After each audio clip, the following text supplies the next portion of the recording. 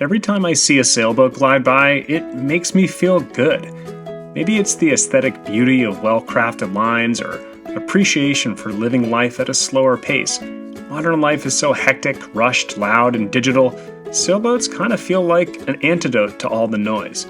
If you're new to sailing, you might feel like sailboats are inaccessible to normal folks, posh toys for people with names like Rockefeller and Kennedy. But that's not entirely true. Not only are sailboats more accessible than you might think, you can actually build one yourself with absolutely no training. In this video, I'm going to show you what it's like to build a sailboat with your friends using a simple construction method. I'll introduce you to a super cool company that is dedicated to making sailboat building more accessible, and I'll share what it feels like to adventure on a sailboat you built with your own hands. If you're enjoying these videos and want to support us to make more, check out our gear at waterlust.com. We specialize in environmentally responsible UV protective clothing that is perfect for a day on the water, like silk weight sun shirts and leggings that are as comfortable above water as they are under. All of our designs are carefully engineered and we exhaustingly test them ourselves. As a small family-owned and operated business, your support means the world to us.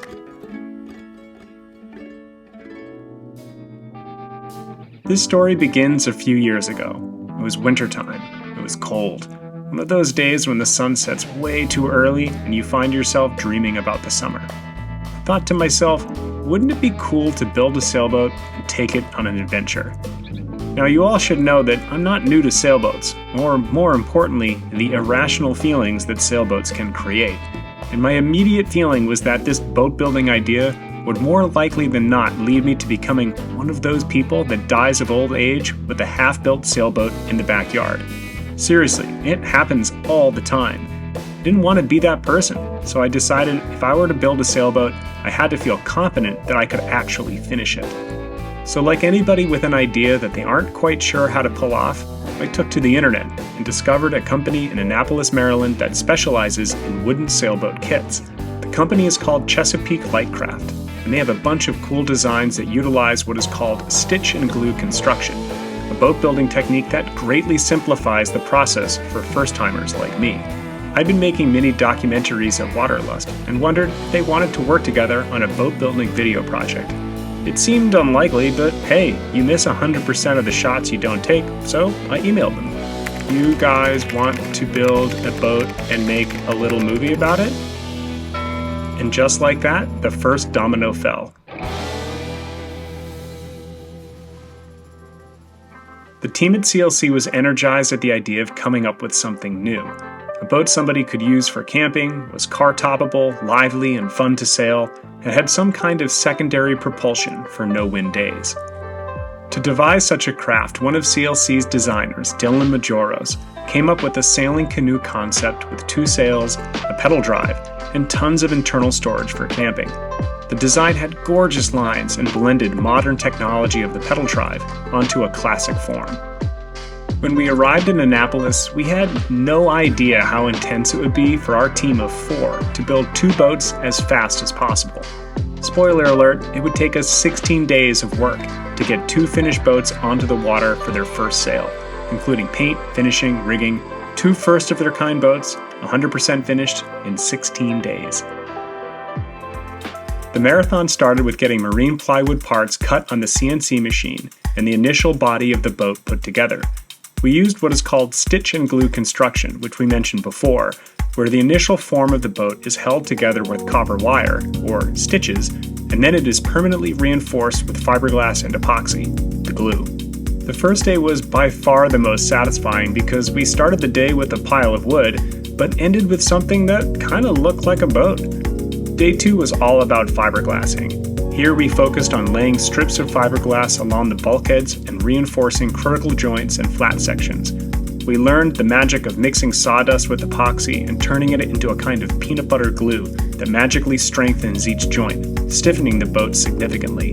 A wooden boat by itself is quite strong, but when it's reinforced with epoxy and fiberglass, it becomes nearly bulletproof. With the epoxy drying, day 3 started with building the complex interior structures that would house the pedal drive and centerboard. Once the epoxy inside the boat was dry, we flipped the hulls, sanded the exterior until it was smooth, and and coated the entire boat with a sealing coat of epoxy, which we left to cure overnight. The next morning on day 4, we glued the pedal drive and centerboard structures in using some very cool glue called Total Boat Fixo, which we got from our friends at Jamestown Distributors. We'll talk more about the Jamestown team later on, but they supplied many of the materials we needed to make this boat project happen, and some of their team even came down and helped us paint the boats. Talk about next level customer service. With the interior structures drying, we added additional reinforcements, including the internal mast step. Day 5 was equal parts stressful and exciting as we inched closer to the nerve-wrenching milestone of gluing the decks onto the hulls. We spent the first half of the day prepping the deck surfaces to make sure they were flat and ready for bonding. Here we're using block planes to precisely cut down any high spots and applying glue to all the surfaces that will make contact with the deck. Once the glue is in place, we carefully lay the deck down and using clamps, plastic wrap, weights, and anything we can get our hands on, squeeze the decks and hulls firmly together while the glue dries. On day 6, we anxiously took the clamps away, celebrated that the deck stayed put, flipped the boats over, and started working on the hulls. First, we routed out the centerboard trunks and then the more complicated pedal drive opening, which required making a guide jig so we didn't accidentally cut too much material away. Getting that pedal drive opening cut was pretty exciting because it allowed us to drop the pedal drives in for the first time and get a better sense of what these crazy canoes would look like when they're done. Day 7, 1 week into the build, and we laid fiberglass onto the decks and started cutting the rudder and centerboard components on the CNC, which on day 8 we then glued together and prepped for shaping. On day 9 we brought in the big guns, the man, the myth, the legend.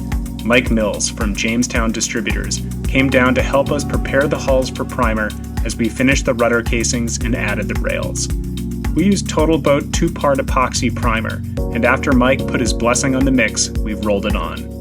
On day 10, we cut the storage compartment hatch in the deck, which was scary, and shaped the centerboard and rudders, which was super fun. On day 11, we varnished the top sides of the boat and realized how gorgeous white and wood go together. But as much as we loved the white, day 12 was devoted to painting over the primer with Total Boat Wet Edge topside paint, one boat green, the other blue. On day 13, we started getting fancy and made some cool sticker graphics for the sails, which arrived just in time from the incredibly talented Douglas Fowler, who specializes in classic canvas.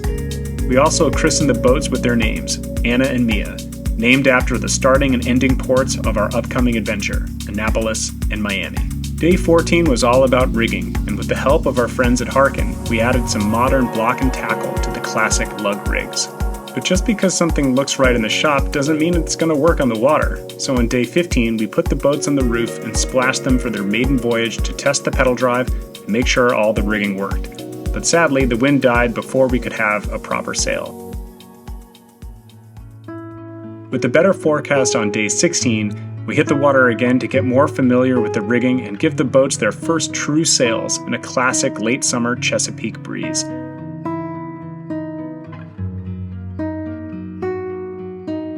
It's a pretty special feeling sailing a boat you built yourself, especially for Dylan, who not only built them with us, but designed them in the first place. We experimented with the 2-sail setup, sailing with the crew member, and seeing how fast we could go under the pedal drive. Overall, it was an amazing and exhausting 16 days. We kept a camera rolling from the rafters the entire time, so here's the entire experience all in one sped-up clip.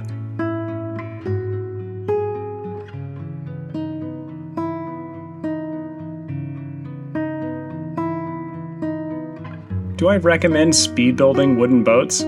Probably not. It's way more relaxing if you just take your time. But hopefully our project shows you what is possible, even for first-time builders like us. At this stage of the adventure, our plan was to load the boats onto the truck, drive down to Norfolk, Virginia, where the Intracoastal Waterway officially starts, and sail south. Our filmmaking strategy was to have one team in the truck each day responsible for shooting, and the second team sailing. And I have to admit, I was pretty aspirational at first that we could sail all the miles home, but quickly learned that the build had taken a lot more out of us physically than we had planned. But hey, adventures rarely go exactly to plan, so we shifted to a new strategy, where we'd sail when we could, drive past tricky or dangerous sections, sometimes camping on beaches, sometimes crashing in motels when storms came, just going with the flow and enjoying the beautiful boats we had built together. Ultimately, it would take us about a month to get to Miami, and here are some of our favorite memories from along the way.